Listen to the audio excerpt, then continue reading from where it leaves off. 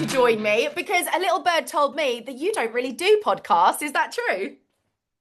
No, yeah, I don't do podcasts at all. Yeah, this is my second one. I've been asked a lot to do them, but yeah, it's just got to be the right people, the right vibe. So yeah, I'm happy to come on and have a chat. I love it. So I'm going to go straight into the good stuff. I understand that you started your business because you went to a wedding and saw something that was really rubbish Yeah. about, is that right? About a different photo booth. Can you tell me what on earth why was it so bad and what triggered this whole change of career?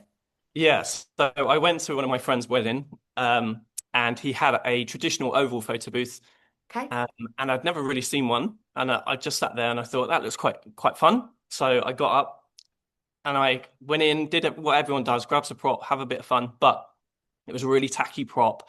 The Oh, person there was not engaging. They were really not happy to be there. And I just thought, well, if you're not enjoying yourself, why are you here anyway? but So they went in. probably worked for someone else, right? Yeah, they work for someone else. But even if you work with someone, you're there and you're in that space. You've got to And you're at a wedding, people are having fun and a drink. right? So I was like, okay, anyway. So I went in, had a great time with it, and I thought I sat down with my best friend and I was like, that could be so much better, so much better. And it's because I used to be a graphic designer and had all the creative stuff behind me. I was thinking, you know what, the designs could have been personalized, or the wrap could have been designed better, or they could have personalized the props.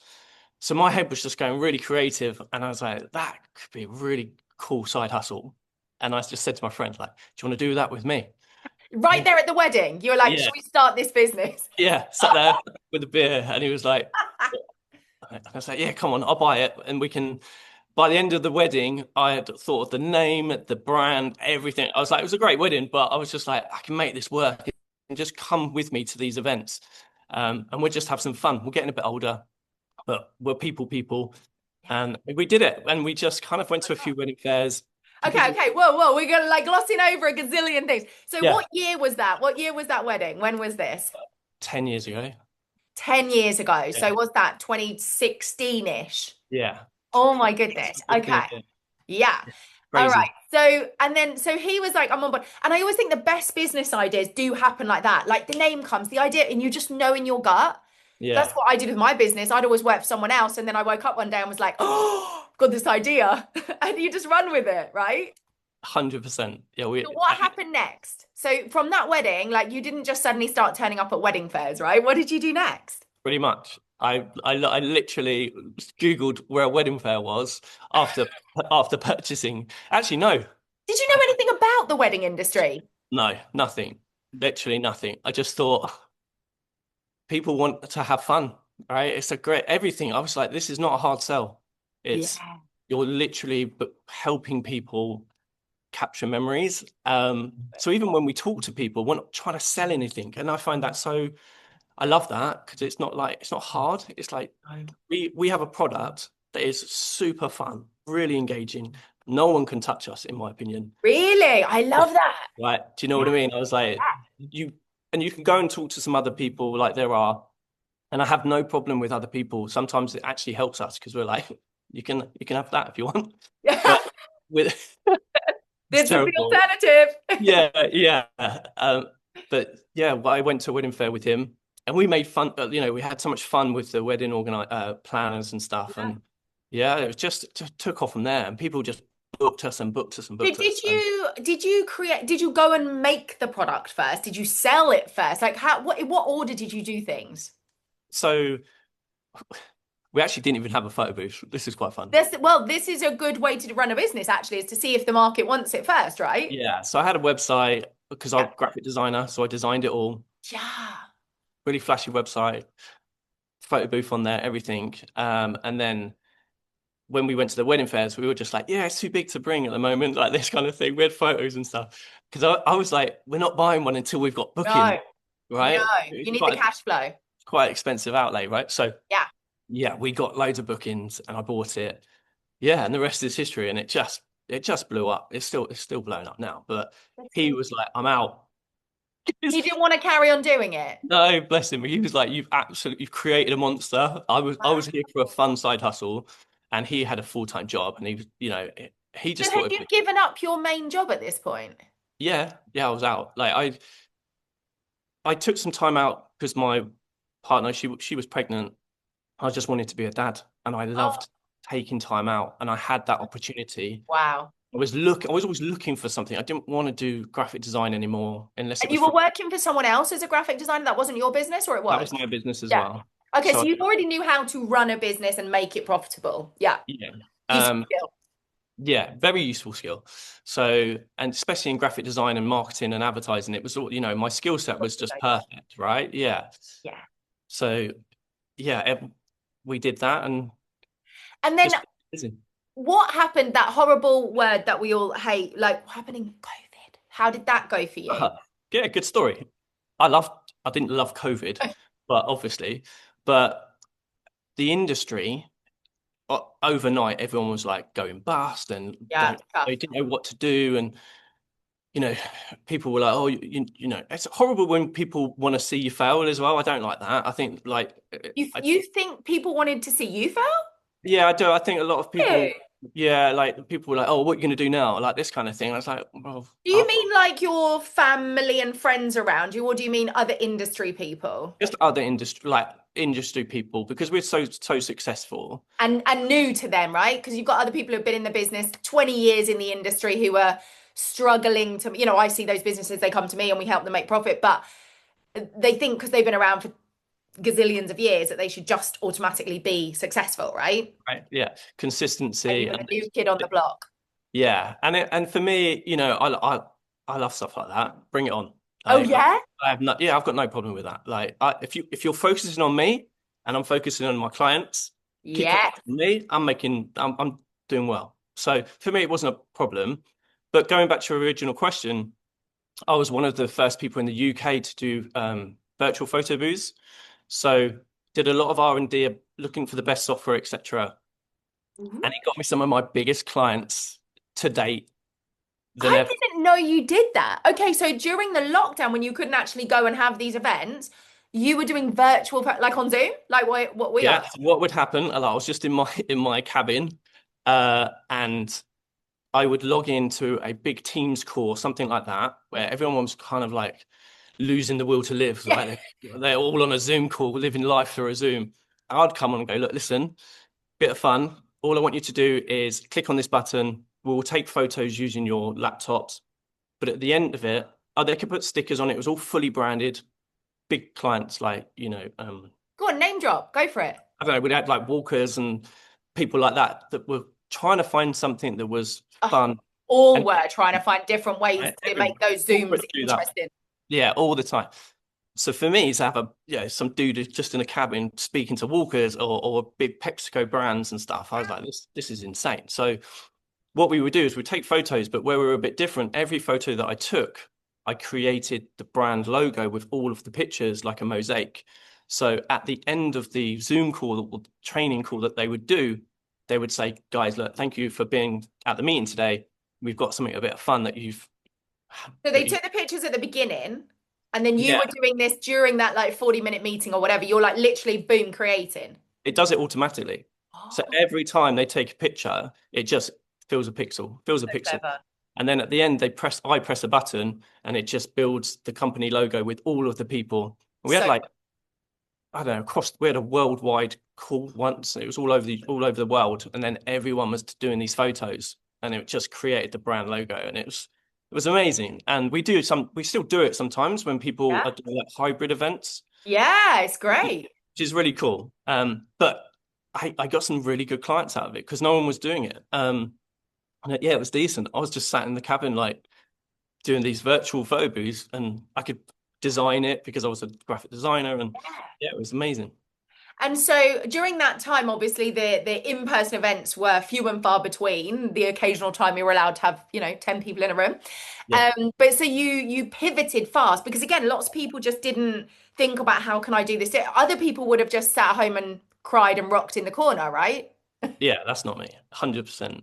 How No, did you find that, like, the will, the excitement, the motivation to go, okay, but there must be another way? Because most people didn't. I think it's just a personal thing, how you're wired as an individual to never give up. And being self-employed for so many years, and you know, just it's my mindset.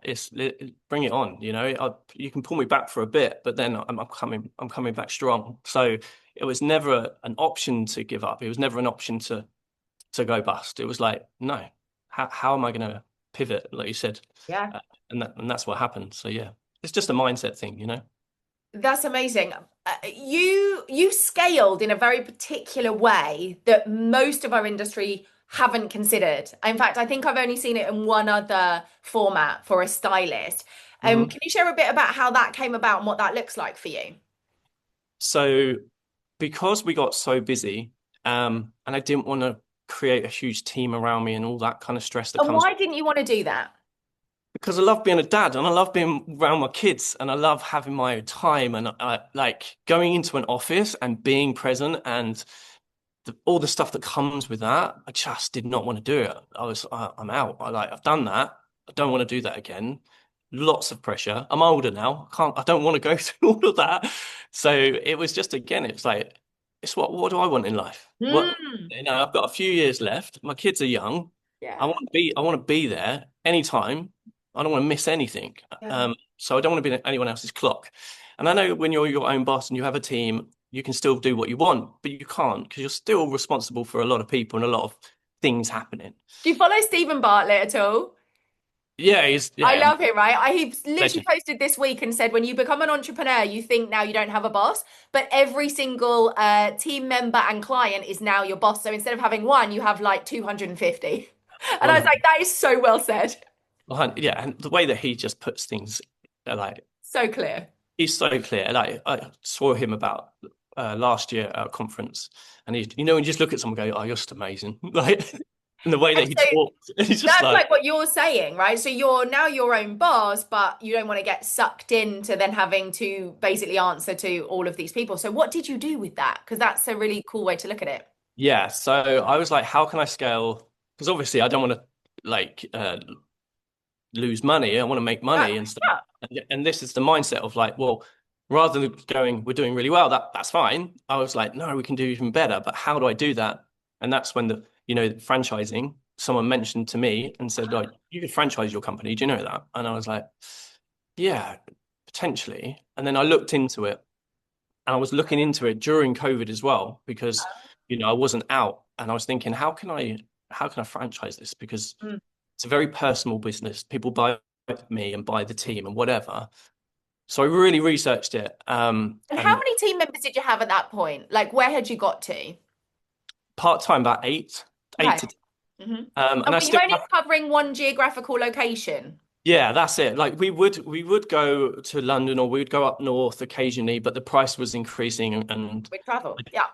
with travel. And I just thought, how can I scale? And that's when the idea of looking into franchising and becoming a member of the British Franchise Association, which is where I saw Steve Bartlett. Ah, Um, he that it just made sense, and I was like, if I find the right person who wants to be in business for themselves, but not by themselves, all right? Because there's a lot of stuff that we all know comes with being yeah, your own boss. yeah. You can't just go, I'm going to be a wedding planner, No. and or I'm going to be a photo booth guy. It's like there's so much stuff that goes to building a business and a reputation and a Yeah. brand.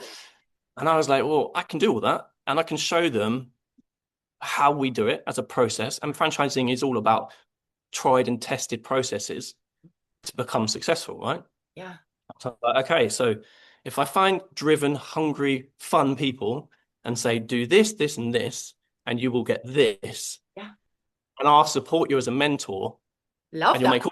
you'll make all this money. You'll never feel alone because we have a franchise family and we will always be there for each other. And the But it's your brand's already got a name behind it. You're not right, starting from zero, which is what most of us start from zero, right? You're going in almost halfway there. 100%. It's more than halfway there. Mhm. You've got a website from day one. You've got an Instagram page from day one. You've got a reputation from day one. You've got a support network from day one, booking system day one, like all of this All done. stuff. We just tick all of it, and we just go, here's some training and here's some mentorship, and we're here for you, like you would as a boss. But actually, it's so much more rewarding because you're seeing them create their own And they're invested at a different level, right? I see Yeah, this when I work with the corporates and I'm training their employees. Yes, some of them are super invested, but most of them are kind of just turning up because they've been paid tick the to. box. Yeah, Yeah, whereas when I work with people who it's their own business, the level of, focus and just investment in time and energy is completely different. And so what you're another talking about is those people, right, who are super invested. 100%. And it's very difficult to find them. Mm, Very difficult. We haven't grown quickly for a reason because yeah, I'm not selling franchises like sweets. I'm like, yeah. it's a really bizarre thing to say. You have to prove to me why you should give me some money so I can then show you to be successful. It's really weird, but it's so important that they understand that and we educate them that the money's the money, the wealth of knowledge that comes with it and continues to come with it is the golden ticket, really. But finding those people, and I have some really good franchisees, and they are brilliant. Like, And how many franchisees do you have now? Is that how we so, say it? yeah, yeah. So yeah, so we cover now Windsor, Winchester, and Mayfair in London, and Marlow, kind of Buckinghamshire. So Mm. we cover that with the franchisees now. So yeah, it's really Do good. you still have your area that you cover, or Yeah. are you now out kind of thing? No, they call us I'm an owner operator, so I own it and I still go out, but but I cherry pick. So, Yeah. if Red Bull come to me at the F1 and say, "Can you do an event?" You're like, Yeah, yeah, sure. I'm doing that. First to the front of the queue. Like that's Yeah, they're me, I'm like, there. "Chris, can I do that one?" I'm like, "Absolutely not. I'm going Yeah. to that." So, yeah, it's and to be honest, by being an owner operator and having those boots on the ground, I can still then come from a place to really understand Yeah. and help our franchisees or Yeah. our team because I'm doing it. So Yeah. they might have a bad day and say, "Oh, I'm not really hitting the sales and all that." I'm like, "Well, let's have a chat. That happens to Mm. everyone. Don't worry Yeah. about it. Have you tried this or have you tried this? Because that worked for me yesterday." And it's that kind of stuff which I love it. I love being like a mentor. Yeah. And when you are at those events, so you're still boots on the ground, as you say, what things have you seen change over the last 10 years in the way that people or wedding couples are interacting or booking you? What have you seen that's changed?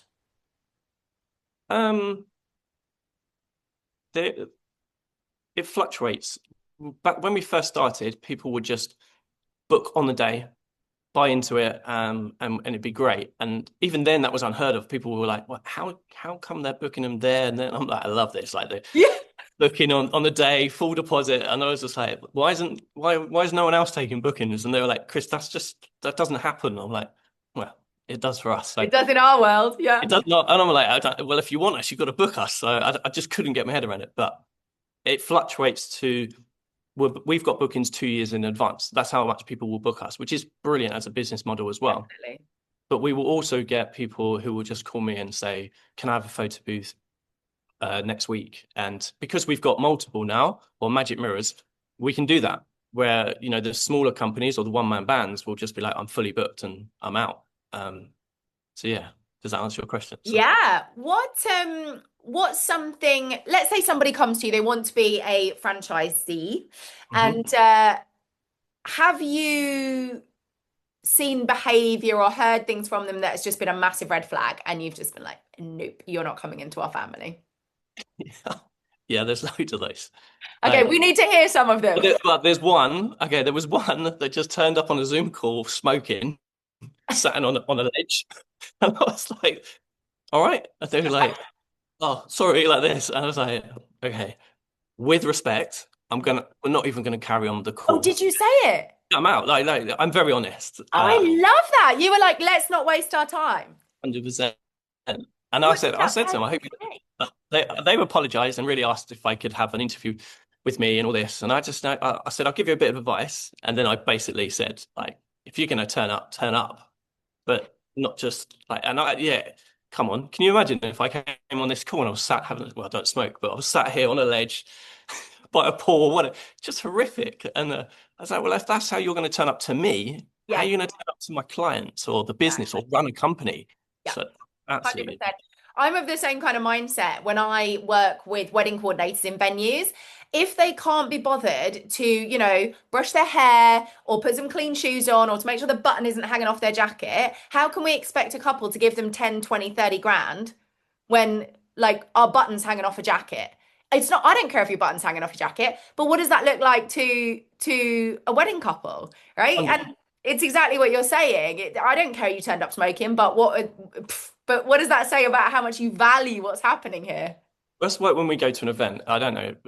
I th I would like to think I started this, probably didn't, but one of my things is that we'll have a branded top to set up, right? So we're there. It's a polo top. It is branded, but we will do a quick change. So when it's set up, we will go and do a change and come out in a suit jacket and a shirt, and people just go, "Oh God, are you?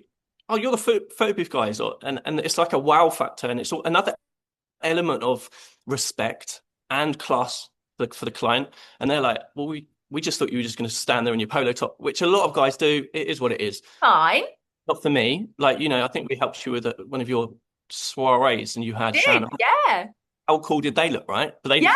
And we were Shannon in a five-star hotel in London, so it also has to match the environment, right? can't stand it in a scruffy, not even a scruffy, even a polo top, in my opinion, and fully branded. Like that's set up. But then go and change and come out. And those guys, they could be models. Well, they actually do modeling, those two, as a couple. They're a power couple. So Love Shannon Martin, when they change, they literally look like superstars. And then they come out and do the experience for our clients. it. That's what I love. That's the attention to detail. And But if you yeah.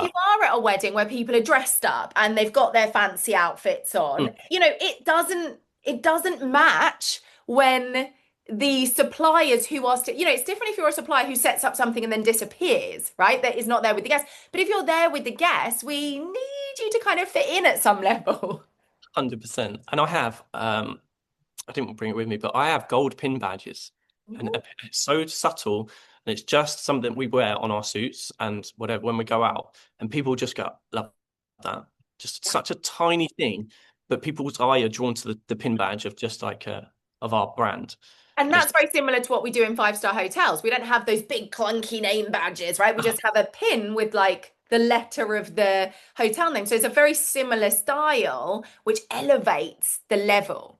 it does, and it's so subtle, but the weight it carries is huge, and people just go, "Can I get your number? Because I've got an event, and I know that you guys are gonna." And that's another thing with our business. We could be doing an event and Mm. pick up 5 different jobs Yes. there and then. And people don't think of that. They're like, oh, you just go and do a job, come home. It's like, yeah, but we will network and we will talk and we won't talk about the business because we're not there to do that. But people will love what we do as an offering. They go, I've got a 50th or I've got this. Oh, you're available. Corporate events, whatever it is, right? An amazing business model if you get it right. And so are you more expensive than most of your competition? I would say we're right in the middle. I'd also say depends on what we're doing as well. So for the weddings, there's a reason why we've got 2 years in advance booking because I do we're not the cheapest, and a lot of people there's this £500 thing that's been flying around forever. Everyone thinks a photo booth's £500. Do they? I'm like, what? I don't know where this has come from, and it's never changed in 10 years. Everyone will be like, I've got £500. Okay, well we won't do that. Okay. Uh, What's your average booking value? What do clients typically spend with you? Um, our wedding package is like 665. Hmm. But it's worth over £1,000 Yeah. for what we bring to the table. So Yeah. when we do the corporate and stuff, we will be doing more things for it. But the package there will be like 1,300, Mm. whatever. Or we've done events for like £3,000 for a day and things like that. It all depends on the how much work's involved and how much we have to deal with the client. Mm. Because our time has to be covered. But with the wedding, because we're so slick and we don't have to have much conversations. Yeah. We will have a Zoom call if you want, but people will book us because they meet us on the day, they like the vibe, they see the brand, they see what we can do, and we're so slick from a booking process. They see us a year later, and we'll contact them maybe 2 months or months before their wedding, and just go, all right, how's your plan going? And they're like, this is so easy, and I'm like, yeah, Yes. People and like easy. so easy. Even though the way we create the graphic, for them, personalize everything. It's like two hits. They go, this is the design. Do you want it tweaked? Done. And it's just a very easy process. We make it so easy for people. I think people in our industry miss this simple concept. Make it easier for couples. They think they're making it easy, but like when I go and look at their sales journey, their booking journey, I'm like, yeah, but you're asking them to like create a whole email and then go back and forth with you and then do a thing. And then who can be bothered? Who's got time? Right? I I even go if they want a Zoom call because we offer that as well. I'll do the booking while they're still on the call. Yeah. I'll just go, let's just do it. What do you want? What design do you want? And they're like, this is amazing. And I'm Yeah, like, it's another and thing then ticked off. done. And then they're like, pay for it, and I'll see them in a year. It's not a problem. Yeah. And yeah, you have to make it easy, especially in the event world. People are Yeah. too busy. We've got stuff going on. They're juggling everything. So if you can't make it two touch or even Yeah. one touch, we have bookings where we don't even talk to them for a year and Yeah. they've booked online because it's so easy. And then we will build that relationship and educate them 2 months before the event. And they love that. Don't Yeah, we're overthink. seeing more and more of that through our suppliers that we work with as well, that they're just making the ones who you can book things directly online that makes it easy, that one click, they are flying right now. Couples don't want to waste time getting on calls and Zooms and consultations and la-di-da. They just want to crack on. Yeah. The amount of stuff that comes through WhatsApp and Instagram, and we reply within 5 minutes.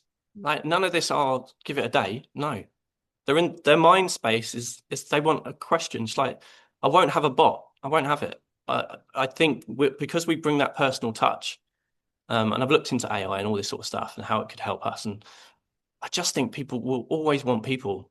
And if you can't talk to a person and want that instant answer to the question, then they're going to move on to someone that will answer that question, right? Where do most of your leads come from? How are people finding you?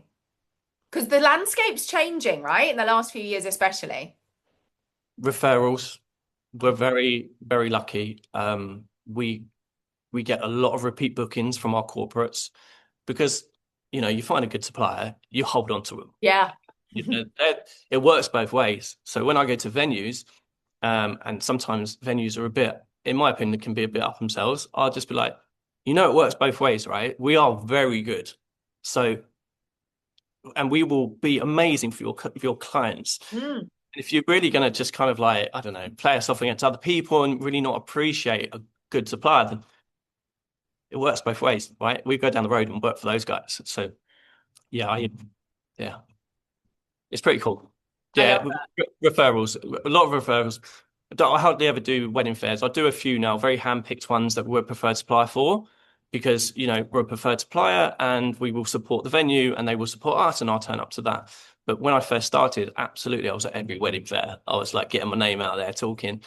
But I say that to our franchisees. It's like you've got to go out now. Like it's not it doesn't run itself. You No. have to. So Shannon Marlon and Judy are really good at getting out there and being the brand and being the person that people buy into. And that is really important. And that's why I'm trying to get out a bit more because you can't just sit back and go, oh, look, this is great. No, because someone will just turn up with something different. They'll be on it. So yeah, never Yeah, switch. what's that phrase? Never If get we're complacent. not growing, there's something about in business, isn't it? Like you can't just flatline because actually you'll be declining. Yeah, you can't get complacent. Don't get me wrong. Like I think also sometimes you have to step back and go enjoy it. Like Yeah. where I am today. It's time I've just took out on a whim. Yeah, so So obviously we weren't recording when we first got on our call. So you're currently in the Canaries getting some winter sun. yeah. I mean, that's living the dream where you just go, do you know what? Tomorrow I'm going to get on a plane and go to the Canaries because it's too dark in the UK. It's kind of what I did. And I love it.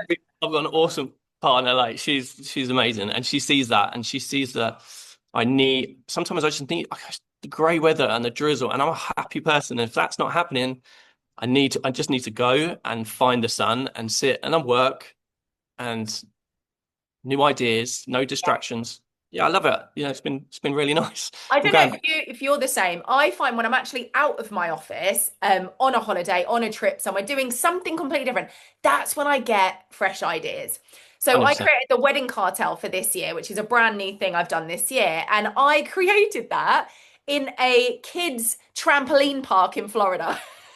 Yeah, I love it. Because I had a minute when my son was over there jumping, my husband had gone off to get coffee. I had my laptop and I was like, do you know what I really want to do is just like get people together and da da da. And I was like, oh, and like you with that business, I was like, oh, and here's the name and here's how we're going to do it. And I put the page together and I was like, let's go.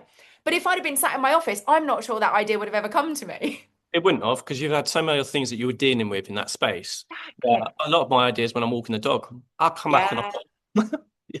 my missus, she's like, "What have you thought of now?" Because she knows I'm like, "Look, I've got a really good idea," and she's like, "Oh God." Here So we go. yeah, some come off, some Okay. don't. So let me take you back to your first wedding, right? So you've sold this booth that you don't even own. You've now gone and bought it. Do you remember the first wedding that you actually turned up to with this brand new booth? But yeah, not completely. It was such a long time ago. And we've done so many, I've done thousands of events, right? And not this isn't like hundreds, this is thousands of people Yeah. we um but I just remember being really nervous about the tech, Oh, not not us, our no, back, of course. but I was just like, what happens if this doesn't work? Yeah. So I was buying like two of everything, like two cameras, two printers, all this, which you should do anyway, right? But Yeah, but I bet most people don't. no, people don't. We get, that's another thing. We're like the SOS of, some guy's not turned up or it's broke. Can you come? And I'm like, not really. Sometimes we can help, but yeah, a lot of guys out there, normally the lower end of the market will Sure. just be side hustling it and not have those things in place, Yeah. which And is what look, it is. there's a market for everything, right? And that's cool as well. Have you ever been to a wedding where there has been a disaster? Maybe it was nothing to do with the photo booth, but have you ever been there and you're like, ah, what is happening around me? Yeah, there's been a few. Yeah, Okay, we need to hear about these. there was one. I'll tell you one where the groom fell out with one of his best men, and or something like that, and yeah, they went and tried to firebomb his car, right? As in literally put something in his petrol tank, and they were trying to light it, and They're blowing up one of the mates' cars or the groom's car? the groom, They're trying to blow up the groom's car yeah, at his own wedding. yeah. I was like, this is mental. So luckily, like someone put it out, and when you just watching back, going, is this actually happening? Is no one stopping him? It was really weird. It was like being in a film. You're waiting for someone to come out and be like, "This is a prank. This is part of the It was day." Or no, no, no prank. no. He just got escorted off the property, and I was like, well, that's different. Yeah, Haven't seen that before. yeah. There's been a few people like back in the day when I still got like the oval photo booths that people can go into, but we specialize on the magic mirror experiences now, or the open air. We call it open air because you get more Mm. people in it. But when people went into that booth and closed that curtain, the amount of people just get naked, and I'm like, there's a camera that, and ladies are the worst. And I was just like, oh no, could be worse jobs.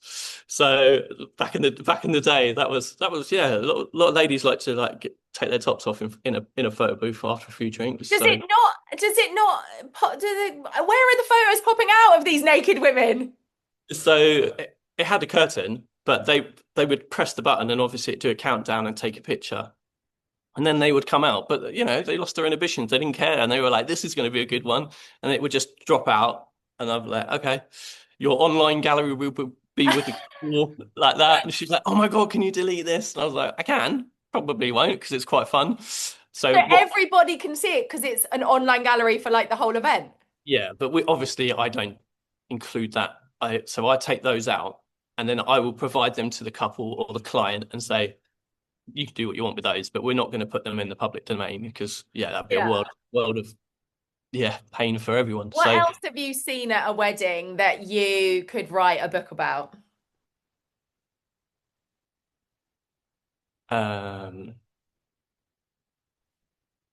in a good way or but like the bad things? Either, either. There's so much. I just think the vibe of a wedding is can change very quickly. Um Mainly through to with alcohol. Mm, And people will either be really lovely drunk or true. just people that you don't, you know, you almost become a counselor. You're like, come on. you don't need to do this or you don't need to do that. And it's yeah, it's there's so many things that I could talk about that yeah, I don't really want to say. Do you know what I mean? I've got to be careful. Yeah. I mean, I had one supplier tell me they had to go and get cash from what essentially was a crack den. So we've had it all on this podcast at Oh, this. really? Yeah. Well, um there was one time where I went to a venue and they just didn't care. Oh, And I was like, this is so harsh. And the guy was there early trying to set everything up on his own. And I was like, I'm not having this. So I helped him set up his whole wedding. And all that I was there to do was pretty much just to drop off a photo booth. yeah, And to kind of add insult to injury, um, the the venue brought all these beers over for like his groomsmen and stuff because they were helping and all this. And then they charged him, and he had no money. And I was like, "This is crazy." And you could see him going, "What? What?" And they were like, "Can you pay now?" So I paid for all of the drinks for everyone, and I said, "This is his biggest day of his life. You haven't set anything up for him. Just can you not even talk?" So I ended up buying all the beers for the boys, helping him set up his wedding, and then yeah, it's just those things, those little things that stick in my mind that yeah, we shouldn't have to go through. It's their big day, so yeah. you can help on an evening or a day, go that extra mile for someone. I think you should. I What think What do you think's one thing we should ban from the wedding industry? um, I don't know. That's a good one, isn't it? What do you see and you're just like, no, that needs to go. Just when people have too much to drink, I Mm, just think like that a venue or the person organizing it on the day needs to read the room better rather than just letting people go for it. Like, let people have fun. But if you can see one person or a couple of people that are going to ruin the day, I just think people need to be on it more and read that room and say, look, let's go and have some water or let's go and do this. Like, I think it's just being a bit more professional sometimes. I yeah, don't think it needs to go. It just needs to be there. Do you know what I mean? yeah, I don't. Yeah, I'm in a nice space where not many bad things happen because we're just having fun with what we do, love right? it. Yeah, love So yeah, it. it's hard to find negative things about it. I just love it. Where do you think you'd be right now if you hadn't gone to that wedding and hadn't seen that photo booth that you were like, "Oh, we could definitely do this better." Where would you be now, 10 years down the line? What would you be doing? I probably would have carried on with doing my graphic design stuff, Hmm. but I would have done it on a real just more of a hobby. But for me, I love traveling. I would almost maybe go and sell houses abroad or something, and be an estate agent abroad or something like that. Just or an event planner somewhere, or just something to do with people that yeah was just on my terms. So yeah, I still think sometimes when I come abroad, I'm like I'd love to go and around hotels or do reviews on hotels or yeah, just I did it yesterday. So I went up. There's three hotels, and I went up there because I'm thinking of bringing my family over. Yeah. So I thought, while I'm here, I'll just go and ask people how their holiday's going and if they enjoy the hotel and what they do like and what they don't like. It was so funny. They thought I was part of the hotel. So I had to lead with, I'm not part of the hotel, by the way. Can I just ask you a few questions about your stay? And they were like, who's this weird guy? And then when I said, I'm just thinking of bringing my family over, what are you enjoying? They really opened up and they were like, yeah, food's great, or I don't like this, or I wouldn't come back. So I think stuff where I'm interacting with people where I can make something better or, you know, add some value, I'd be doing something like that. I And where wouldn't does just, that come from? Is it just that you like to see people enjoying themselves, or like what? Because that's core to everything you've said today. yeah, I just think we have one life, make the most of it. And, there's a lot of terrible stuff that goes on in our world, all over the world. So I have one time here. I want to be happy. And if I'm not happy, and don't get me wrong, I've been in some real dark places like everyone, yeah. Mm. But if I can be in control of my own destiny, where I can be happy or help people happy or put myself into a place of happiness, whether they want me there or not, it's gonna make me happy. So yeah, it all stems from that. Even when people say, "Why did you do this? Why do you?" I want to be happy, and that makes me happy. If I get to a point where I'm not happy or something that's not giving me that, I will stop it. I will act quickly on it and go, well, I'm not just going to, like, I flew over 24 hours. I couldn't handle the grey weather. It was Hmm. doing my head in. Yep. So I reacted to it and I jumped on a plane. And now I But feel, Chris, you know that's rare in life, right? Because most people would rather just stay where they are, physically, mentally, emotionally, and just moan and think, well, it's someone like not take responsibility to take action. That's what a big majority of humans do. So the way you're creating your life is actually quite rare in the best possible way. yeah, I didn't think of it like that. Yeah, it's nice to hear that. I hope more people would do it. Like I said, like we all have our bad days, but Sure.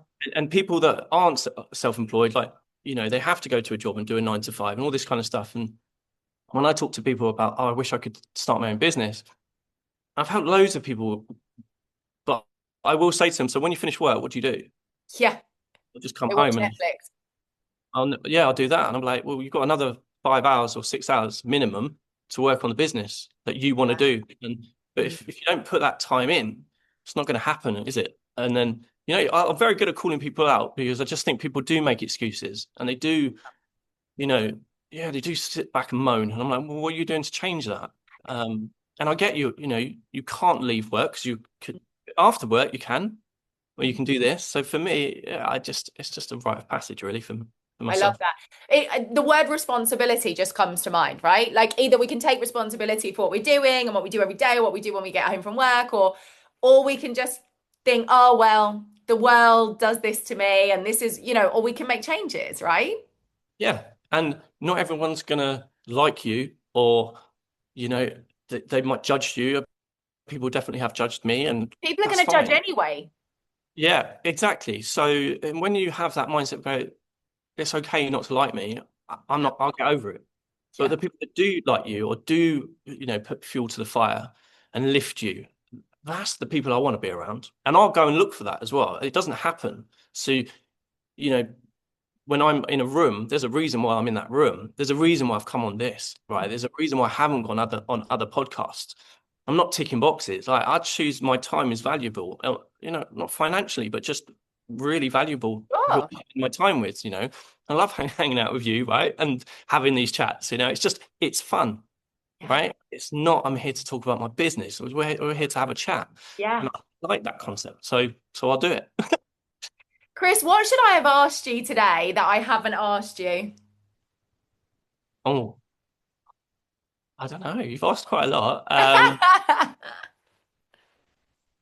don't know. Have you got any other questions you want to ask me? I don't know.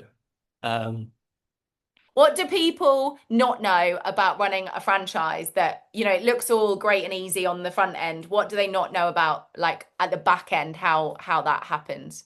yeah, that's a great question. So the thing that people don't understand about it is that